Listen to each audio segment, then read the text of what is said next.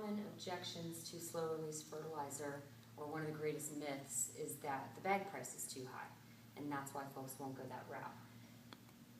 But again, as we talked about here, with the options being to apply this so-called cheap bag, but having to come back and do it 6 weeks later, we'll show through some numbers here that that doesn't actually pan out to be true when comparing it to buying the more expensive bag once and not having to come back and do it again.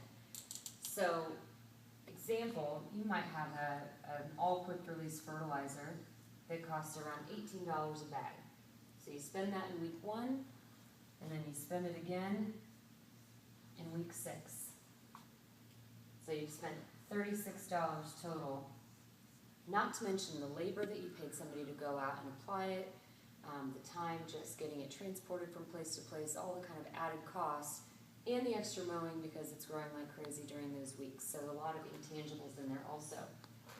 Whereas with the slow release fertilizer,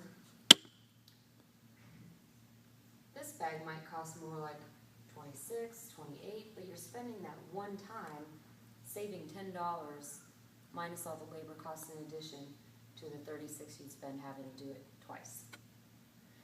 This also, the other thing to take into account is how far is the bag of fertilizer that you're buying going.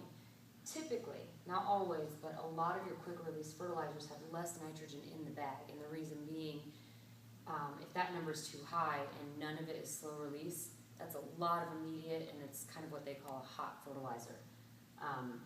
So the number is typically lower, so you have to put down a lot more to get to 1 pound of nitrogen per 1,000 square feet. So this bag is only covering 8,000 square feet.